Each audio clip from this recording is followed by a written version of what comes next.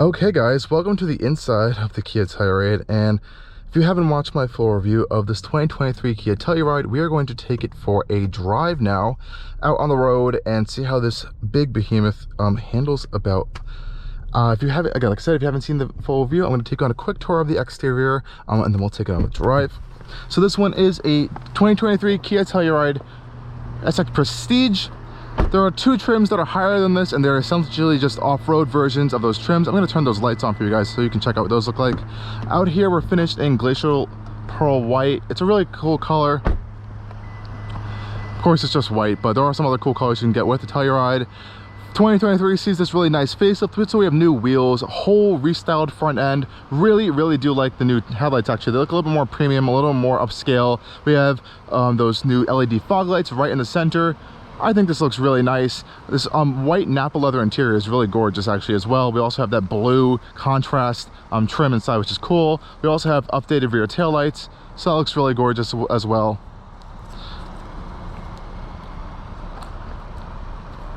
And yeah guys, let's go take this Telluride out on a drive.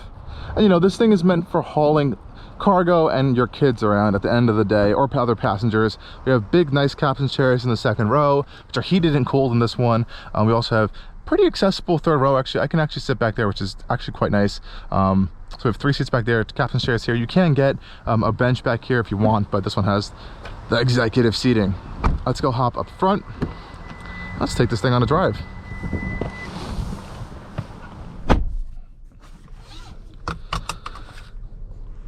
This beautiful cabin in here. We have our cooled seats if we want, heated seats, a whole bunch of nice technology that we'll get into while we're on the driving, and there's a really incredible highway driving assist that we will feature out on the highway. We also have a digital rear view mirror if you want that, so that's a nice cool touch as well. Nice touch points, really premium feeling cabin. I wouldn't call it a full-on luxury car, but very premium, especially for Kia. They've come a really long way, so I like to see that. Fully digital dash. We can change a whole bunch of different modes, from smart mode, comfort, eco, snow. I have found the steering to actually change between the modes as well, at least the weight to it. You also have this dynamic mode that you can access through the infotainment system. That kind of gives you this cool display in the center cluster that will actually change depending on the look. So now it's sunset, so look, so it's sunsetting. If it's raining, it'll show like it's raining. If it's cloudy. Daytime, it'll be nice and sunny. So that's a really cool display. I'm actually just keep that on because it's one of my favorite displays. But you also have all those other ones, and you can also link them to your drive modes down here. 8-speed automatic gearbox, nice old naturally aspirated V6 under the hood, around 295 to 91 horsepower. It can tow up to 5,000 pounds, or if you opt for a additional package, you can tow up to 5,500 pounds, which just adds a bigger fan under the hood for additional cooling purposes. Nonetheless, let's take this out. So we're in sport mode right now. You do get a little bit more of a touchier throttle in sport mode, a little bit of a heavier steering, but comfort's actually quite nice. And so Kia has really stepped up their quality for 2023. They have acoustic laminated glass in this one, a whole bunch more foam, sound deadening throughout the cabin to kind of make it really more quiet in here and more of a premium enclosed feel. I have unfortunately noticed though a few rattles coming from this interior, especially from this upper piece right here, as well as a few other spots in the interior that I just cannot make go away. So I'm not gonna hide those facts. I have noticed that over my week of testing, but nonetheless it's been pretty good in here. This fake wood trim is actually quite nice looking. I love the blue. I really like the blue contrast over this kind of gray white cabin. It's one of my favorite touches of this. Nonetheless, it's a pretty nice space to be, and these screens actually work fantastic. I've had no issues with those.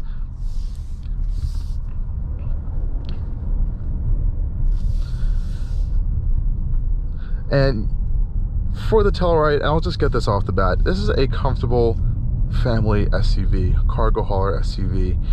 It's, if you're looking for something that's going to be able to handle, you just don't come here. Don't come to the Telluride. You're going to want to go for like a Mazda CX-90, for example, or pretty much any other competitor that will probably drive a little more dynamically, I guess, in that sense. This is more focused on comfort and that cargo space and all that capability. I'm going to pop it into sport mode really quickly right here for you guys. Of course, we do have Apple CarPlay. We unfortunately don't have wireless Apple CarPlay or Android Auto, which is really unfortunate. Some acceleration here.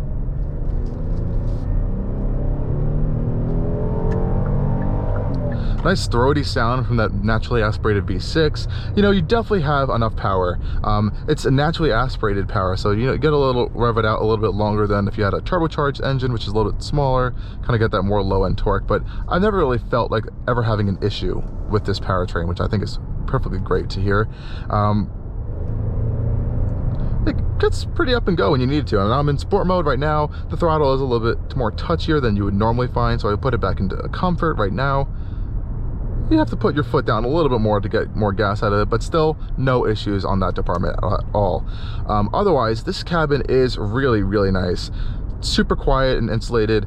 And if there's any complaints, it's just more personal preferences that I prefer something more of like a dynamic vehicle. Like the steering is light, you know, and I guess you want that in this big giant SUV. And the suspension generally is actually quite comfortable. I have found some instances where it lets in a little bit more like busyness into the cabin. I wouldn't say it's like harshness. It dampens things pretty well, but there's just a little bit too much like busyness going over some bumps that I wish they could kind of like hamper out a little bit more. But then again, this isn't a full-on luxury vehicle, so for that aspect I think it's okay. Nonetheless, this is a very nice SUV. This one's coming in around like $52,000. We're actually staying in this lane. This one's coming in around like $52,000. And again, you can get 2 higher trims. Those are kind of more off-roady trims, and those actually will make the ride a little bit harsher, due to the higher ground clearance and a little bit more of a beefier rubber that you're going to be getting on those models. And the comfort in here is just really incredible. I love the cooled seat options. There's really strong cooled seats, the heated seats as well, especially for the second row passengers. Those are really fantastic options there. And we're going to get a little bit of an experience merging onto a highway here. And I love Kias and Hyundai do these camera mirrors, which are, they're just one of my favorite features ever. Really, really helpful. It really helps improve safety.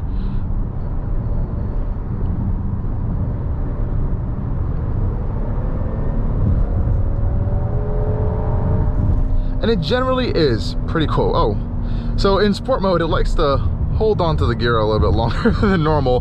That's why I think comfort mode is really pretty good for highway driving. And the best part about this car, and I really do say the absolute best part about this car, is the incredible highway driving assistance features that you get.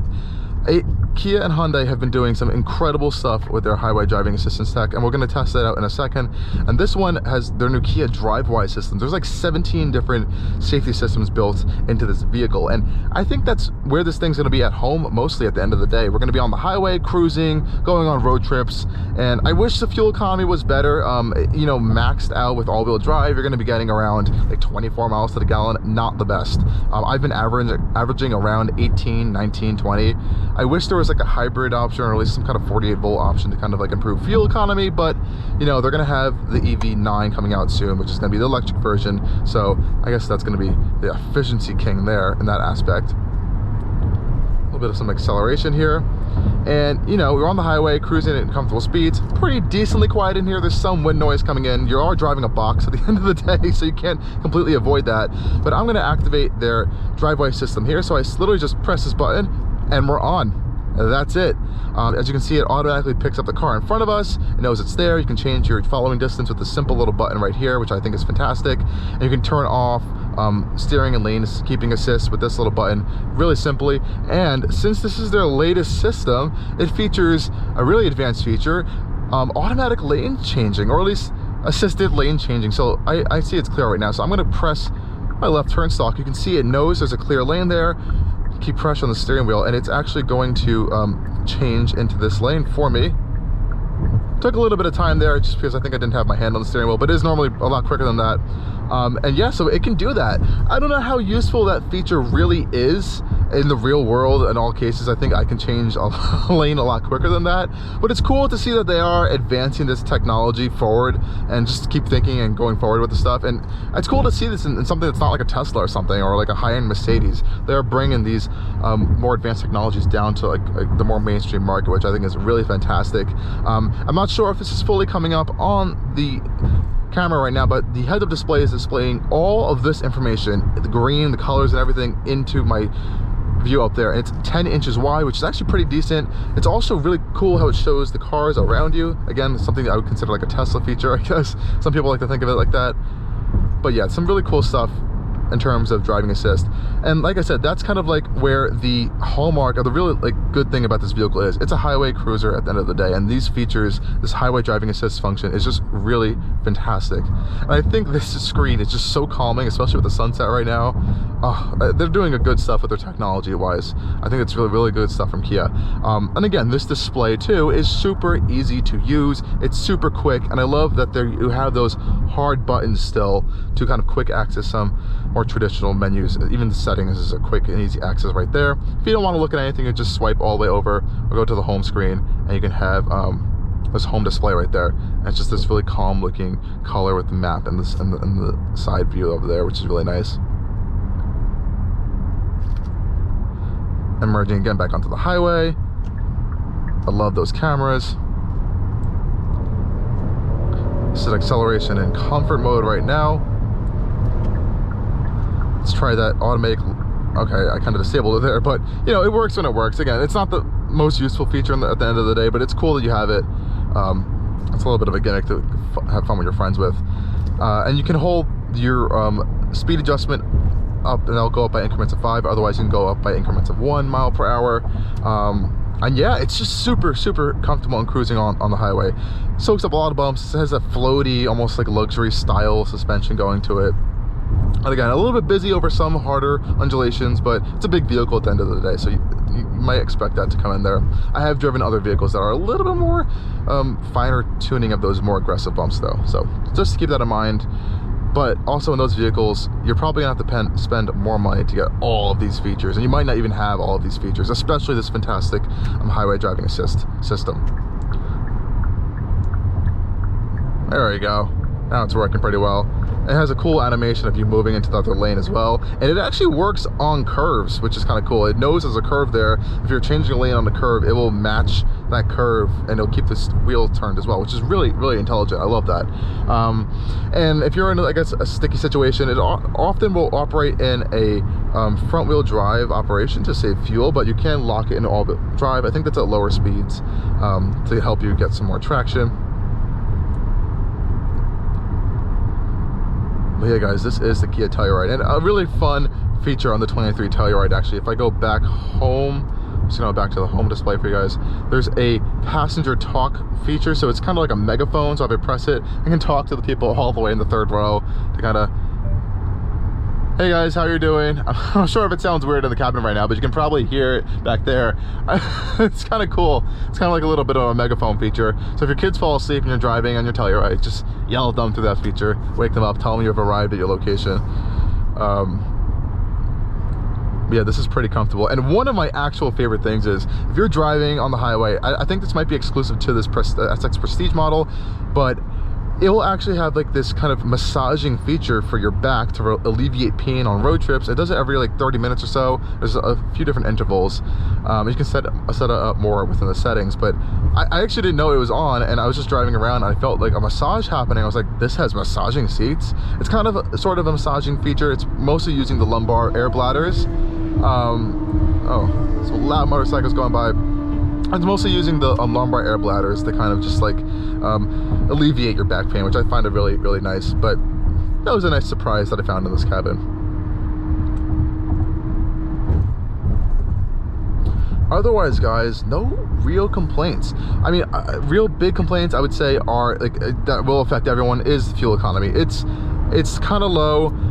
You know, this segment, big SUVs, you're not going to be expecting like incredible fuel economy in general, but I wish it could do a little bit better. City driving is where you're going to feel it the most. You're going to be doing, I've been seeing like 17, 18 miles to the gallon around that area. So that's something to keep in mind. Thankfully, it does take regular fuel, so you don't have to put premium fuel in it at all. So I guess you can save a little bit more money at the pump in that aspect as well.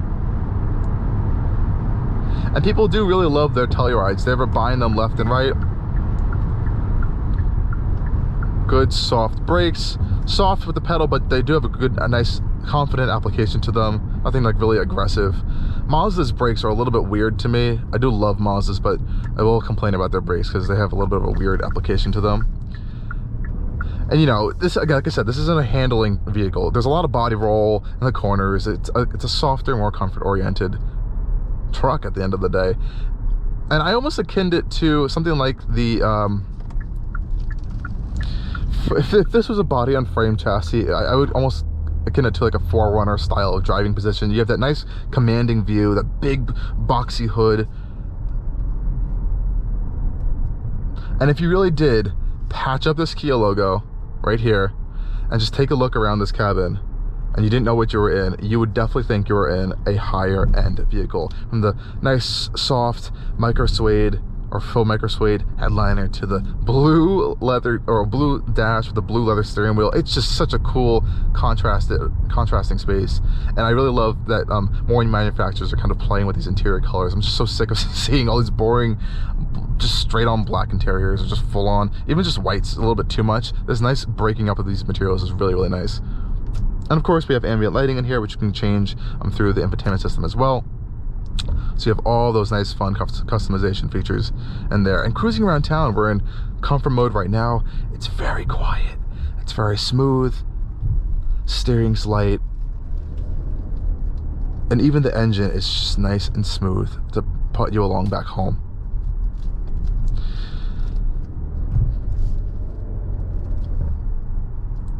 And at the end of the day, like I said, I don't have kids. I'm young. I like something that's more dynamic, and if you do have kids and you want something more dynamic, the Kia Telluride may not be for you. But for the general audience, this is a fantastic SUV, incredible amounts of cargo capacity, and of course you can get this at a much lower entry point. You don't have to be getting this $52,000 version. They start in the high 30s, low 40s if you really want a nice equipped one, and I think that's really where the sweet spot for the Telluride will end up being for most people.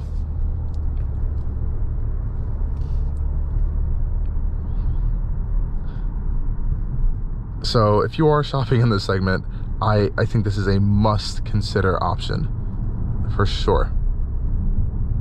Nonetheless, guys, thank you for joining me on yet another review over at Allcarnews, and stay tuned as always for a lot more coming soon. Cheers.